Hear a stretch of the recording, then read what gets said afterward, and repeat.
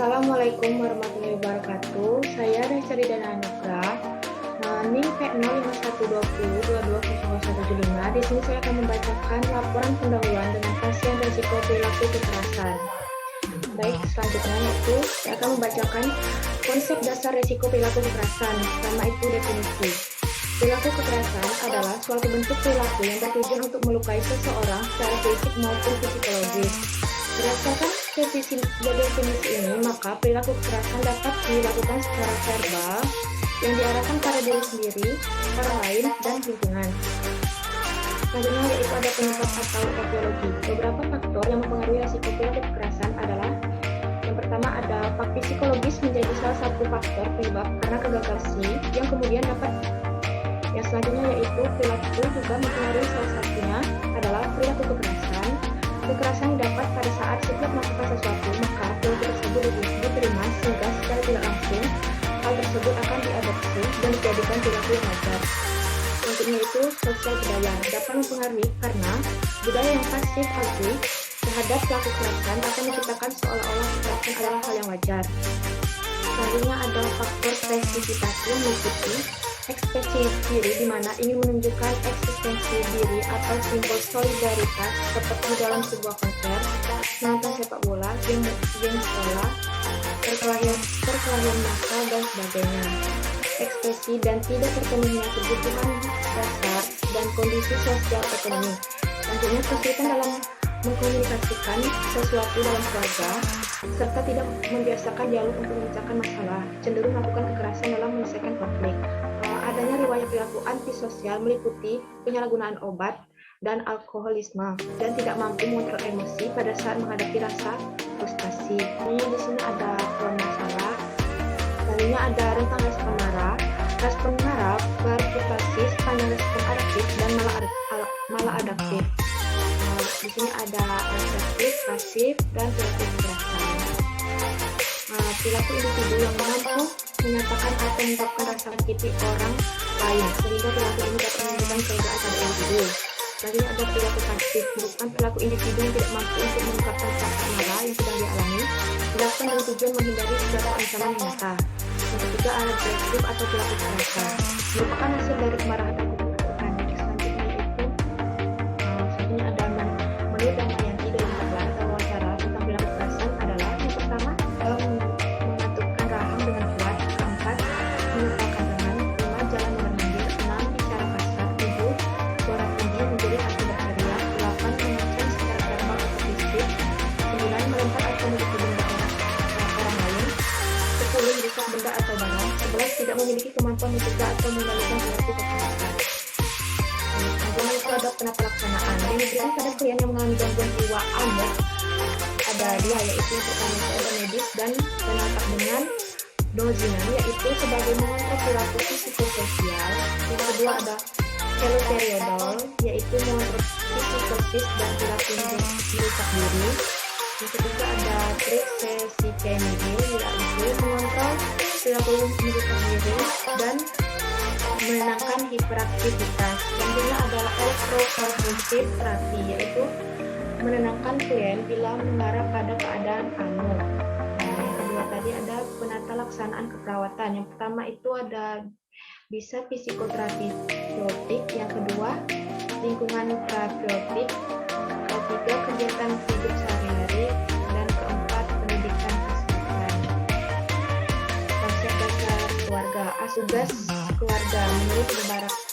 Keluarga dapat melaksanakan perawatan atau memelihara kesehatan dilihat dari tugas kesehatan keluarga yaitu yang pertama melihat perubahan yang dialami oleh anggota keluarganya.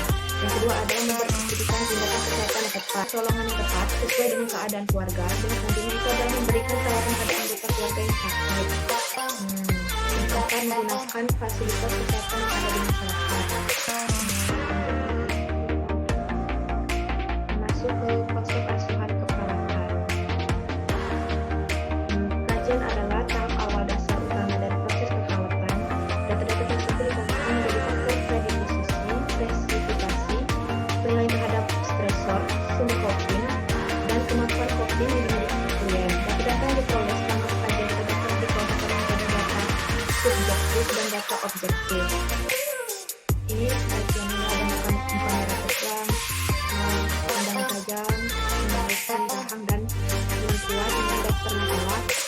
Menurut Karya 2014, daftar masalah yang mungkin akan muncul pada perilaku kekerasan.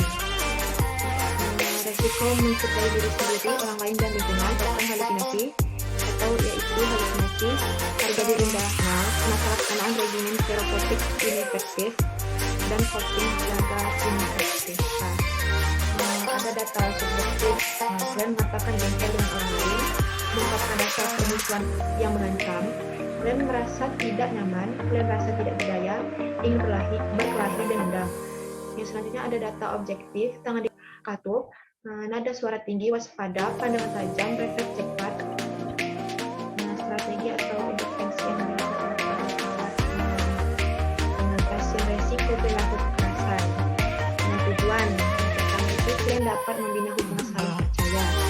Kalian dapat mengidentifikasi penyebab marah, tanda dan gejala perilaku kekerasan yang dilakukan dan akibatnya. Dengan kriteria hasil, setelah pertemuan kalian mampu ketika dievaluasi, kalian mampu membalas salam, menjabat tangan, menyebutkan nama, tersenyum, ada kontak mata, serta menyediakan waktu untuk berkunjung berikutnya. Selanjutnya itu mengidentifikasi penyebab marah, tanda dan gejala menyebutkan jenis perilaku kekerasan yang pernah dilakukan dan akibat perilaku yang kekerasan yang akan dilakukan. SP1 perilaku resiko perilaku kekerasan. Jadi intervensinya membina hubungan saling percaya dengan cara menjelaskan maksud dan tujuan interaksi, jelaskan tentang kontrak yang akan dibuat, beri rasa aman dan sikap empati. Selanjutnya yaitu diskusikan bersama klien tentang perilaku kekerasan yang berupa penyebab, tanda dan gejala, perilaku yang muncul dan akibat dari perilaku tersebut. Klien dapat menjelaskan perilaku kekerasan dengan cara merelaksasikan napas dalam.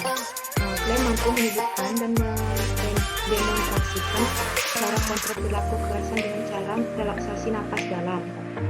Latih klien melakukan cara mengontrol kemarahan dengan teknik relaksasi napas dalam. Selanjutnya masukkan ke jadwal harian. Selanjutnya kembali lagi SP2, klien dapat mengendalikan perilaku kekerasan dengan minum obat secara teratur dan memasukkan minum obat ke dalam jadwal aktivitas pasien. Intervensi lakukan sesuai dengan yang pertama itu evaluasi dulu SP1-nya, yaitu selanjutnya bantu klien mengontrol perilaku kekerasan pasien dengan minum obat secara teratur dan memasukkan jadwal kegiatan harian. Selanjutnya itu klien dapat mengendalikan pertemuan pasien itu menyebutkan dan mendemonstrasikan cara mengontrol perilaku dan bantal. Lakukan SP ketiga yaitu evaluasi dulu latihan fisik edukasi dan bantal dan masukkan ke jadwal harian. Selanjutnya yaitu klien paham dan mampu mengendalikan resiko perilaku kekerasan dengan cara berbicara yang baik. Klien paham dan mampu mengendalikan resiko perilaku kekerasan dengan cara memperhatikan cara spiritual atau beribadah. Setelah pertemuan, pasien mampu dan paham dan mampu menempatkan amarah dengan cara berbicara dengan baik. Klien paham dan mampu mengendalikan resiko perilaku kekerasan dengan cara beribadah. SP4 perilaku resiko perilaku kekerasan. Klien bicara yang baik bila sedang marah. Ada 3 cara: meminta dengan baik dan tanpa marah, menolak dengan baik, mengungkapkan perasaan kesal. Selanjutnya yaitu diskusikan bersama klien cara mengendalikan resiko perilaku kekerasan dengan cara beribadah. Ini adalah tindakan perawatan untuk keluarga. Tujuannya yaitu keluarga dapat merawat klien di rumah. Tindakan apa saja? Yang pertama yaitu diskusikan bersama keluarga tentang perilaku kekerasan, meliputi penyebab, tanda gejala perilaku yang akan muncul, serta akibat dari perilaku tersebut. Yang selanjutnya yaitu latih keluarga untuk merawat anggota. Anjurkan keluarga untuk selalu memotivasi perawat. Ajarkan keluarga untuk memberikan pujian